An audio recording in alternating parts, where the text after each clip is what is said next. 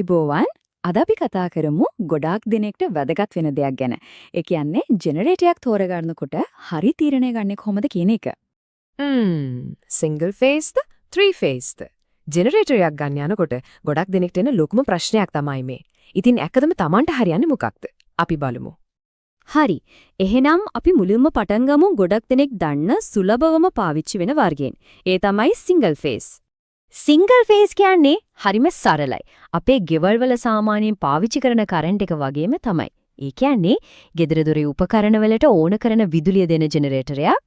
මේකේ වෝල්ට්‍යතාවය ගත්තොත් සාමාන්‍යයෙන් තියෙන්නේ වෝල්ට් 230ක්. අපේ ගෙවල් වල තියෙන ප්‍රධාන විදුලිය වගේමයි. මේකේ වයරින් සිස්ටම් එකත් හරිම සරලයි.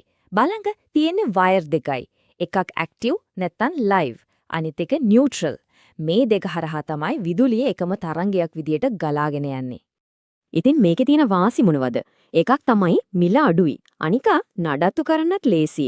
ඒ නිසාම තමයි ගෙවල් වලට පොඩි කඩව් වලට මේක නියමෙටම ගැලපෙන්නේ.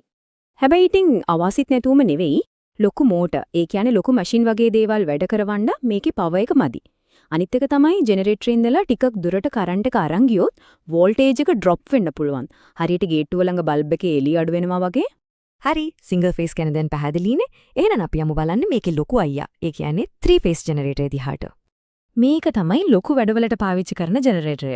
කර්මාන්තශාලා, ලොකු බිල්ඩින් වගේ තැන්වලට අඛණ්ඩ ස්ථාවර විදුලියක් ඕනනේ. අන්න ඒ වගේ තැන්වලට තමයි මේක නැතුවම බැරි. මතකනේ සිංගල් ෆේස් එක වෝල්ට් 230යි. හැබැයි මේක ඊට වඩා ගොඩක් වැඩි. සාමාන්‍යයෙන් වෝල්ට් 400ත් 415ත් අතර අගලක් තමයි තියෙන්නේ. මෙන්න මේක තමයි මේ දෙකේ තියෙන ප්‍රධානම වෙනස. බලන්න මෙතන වයර් 4ක් තියෙනවා. ඇක්ටිව් වයර් 3යි, නියුට්‍රල් 1යි. ඉතින් මේ ඇක්ටිව් වයර් තුනෙන් එක පිටේ කියන විදුලි තරංග 3ක් එන නිසා බලය කවදාවත් බිඳුවට බහින්නේ නැහැ. ඒ කියන්නේ ගැස්මක් නැතුව එක දිගට සුමටව කරන්ට් එක එනවා. මේකේ වාසි ගැන කියනවා නම් ලොකුම දේ තමයි ඕනම ලොකු මෝටරයක් බර මැෂින් එකක් වුණත් ලේසියෙන්ම වැඩ කරවන්න පුළුවන්. ඒ වගේම මේක හරිම කාර්යක්ෂමයි.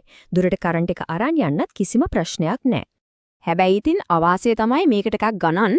ඒ විතරක් නෙවෙයි මේක හයි කරන්න නඩත්තු කරන්න විශේෂ දැනුමක් තියෙන කෙනෙක්ම ඕනේ. හැමෝටම මේක කරන්න බෑ. හරි දැන් අපි මේ දෙකම ගැන දන්නවනේ.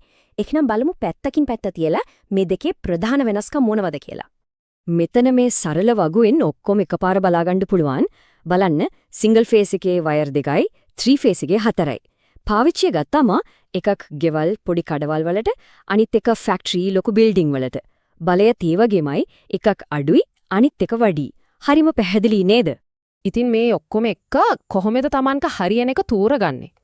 හිතන්න අවශ්‍යතාවයේ තියෙන ගෙදර ලයිට් ටික දාගන්න ෆෑන් එකක්, ටීවී එක, ෆ්‍රිජ් එක වගේ දේවල් වැඩ කරවන්න විතරක් නම් එතනට සිංගල් ෆේස් එකක් හොඳටම ඇති. ඒක තමයි හරිම තේරීම.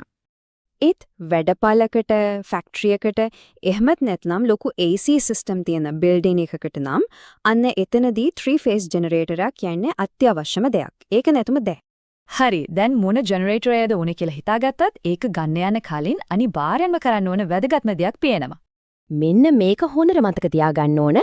ජෙනරේටරයක් ගන්න කලින් පළපුරුදු විදුලි කාර්මිකයෙක් ලව්වා තමන්ගේ සම්පූර්ණ විදුලි ඉල්ලුම. ඒ කියන්නේ ටෝටල් ලෝඩ් එක අනිවාර්යයෙන්ම චෙක් කරගන්න ඕන. මේක නිකන් යෝජනාවක් නෙමෙයි. තමන්ගේ ආරක්ෂාවටත් කරන වියදමට වටිනාකමක් ලැබෙන්නත් මේක අත්‍යවශ්‍යයි. ඉතින් අවසාන වශයෙන් මේ ප්‍රශ්න ගැන හිතන්න වෙනම තමන්ට අවශ්‍ය සම්පූර්ණ විදුලි බලය කොච්චරද කියලා හරියටම දන්නවද? මොකද ඔය ඔක්කොටම කලින් මුලින්ම පටන් ගන්න ඕන තැන තමයි එතන.